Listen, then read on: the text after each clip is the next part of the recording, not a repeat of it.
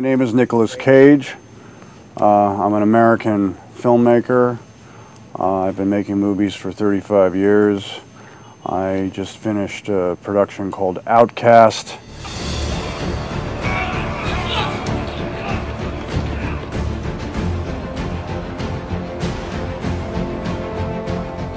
It's an extraordinary set. I can tell you that that looks great and this all looks great, and I don't know how much time you guys had to build it, but it looks fantastic, and I enjoyed riding a horse today.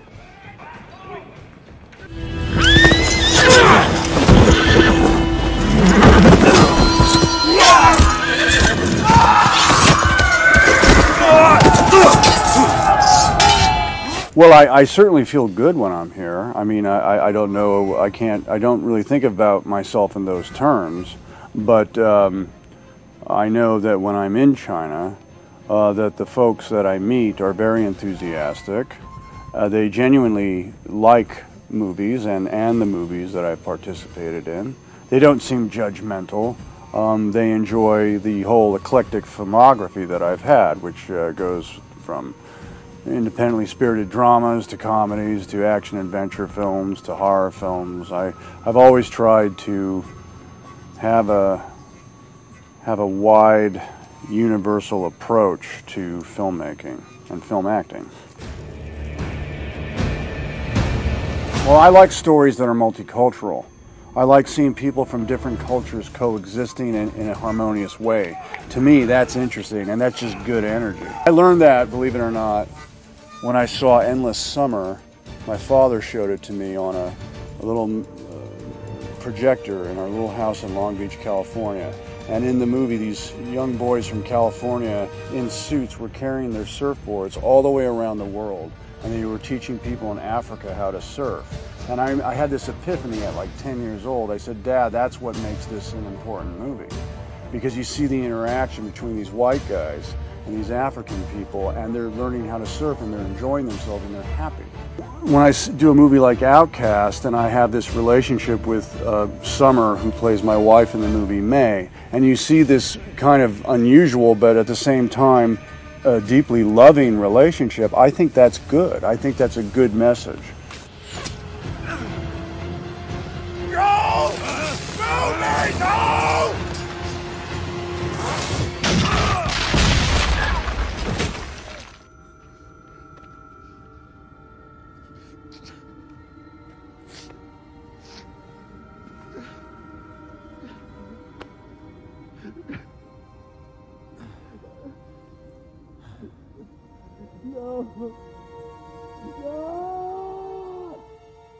我在片中呢是凯奇的妻子，扮演的是一个哑巴的杀手。凯奇告诉我说：“你一定要读懂我的眼神，我也一定会感觉到你。”我觉得他这句话给了我非常大的信心。我觉得这些东西都拉近了我们彼此。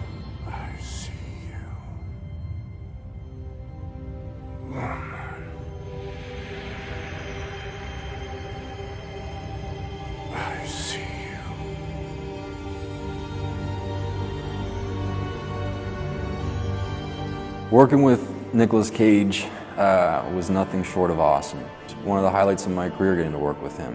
He's always been one of my favorite actors, and to get to meet him and work opposite him was thrilling. He showed up first day to set and he knew the entire script inside and out, knew all of his lines, you know, and he was such a generous man and a generous actor. I really learned a lot from him. Well, Hayden is somebody I've admired for a while. George Lucas is a dear friend of my family. Everybody, all my cousins call him Uncle George. And so I watched George's movies and I saw the work that Hayden did with George, and I was very impressed with Hayden's sort of edgy, dangerous, dark and still soulful performance. I thought it was superb, and so I really connected with him. Plus he has a look in his eyes that I respond to, because it almost feels like a familial. He's got that sad thing going on that I've always been accused of having in my eyes. So I thought we would be a good match on camera together as well. She is drop dead gorgeous. She's also very elegant, great poise. I can see why she's so famous here. I'm certain that when the movie comes out, more people will want to work with her, and hopefully we'll see more, not only female Asian actresses and Chinese actresses, but male Asian actors in Hollywood, which is a source of frustration for me because it's hard, and I don't really know. I'm trying my best to break that barrier because my son is Asian, and I do want, if he says, "Daddy, you know, I'm going to be an actor," I want him to have a real shot at that. He could also be a director, but I would like to see that we have more Asian male stars in Hollywood as well.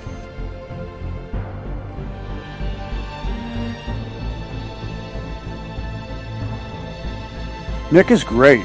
Nick was an enormous relief for me because when you start a movie, you don't know what you're getting into. It's not like other occupations where you've worked with your boss for 10 years and you know exactly what they're like.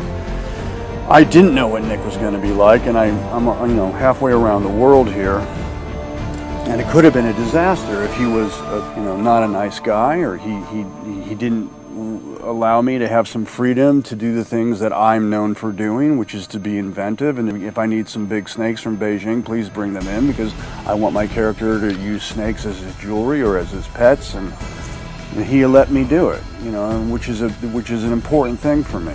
And I think he's happy with the results. When I look at the playback, I can tell that he really knows what he wants and what he's doing, and it looks outstanding. I mean, it looks very exciting and also intense and dramatic and quite beautiful. So I have high hopes. I think he has a signature. I haven't seen the whole movie, and this is his first movie, but I can tell that he has a point of view and a vision pretty uniquely his own. I know he's specific about wanting to make that which is old feel energetic and new. He didn't want the movie to be trapped in some kind of like, you know, we just talked about today, it's a great movie by Kubrick called Spartacus, but if you look at Spartacus and then you look at Gladiator, you can't say that Gladiator is better than Spartacus, but you can say that Gladiator speaks to modern audiences in a way that is fresh and is au courant, which is what Nick wants for this. I know he's a big fan of all of Mel's movies, and he's quite knowledgeable about film in general. So he is a student of film. I think that his background as an actor, I mean a proper actor, he trained, and also his background as a man who has designed some of the most spectacular stunt choreography in cinema, you know, Last Samurai, it goes on and on, is really helpful for him as a director in his own right. And I think he's going to make something exciting for audiences around the world. September 26th, the release of my latest film, Outcast. I hope you enjoy Outcast. 绝命逃亡的 Success to Outcast in China.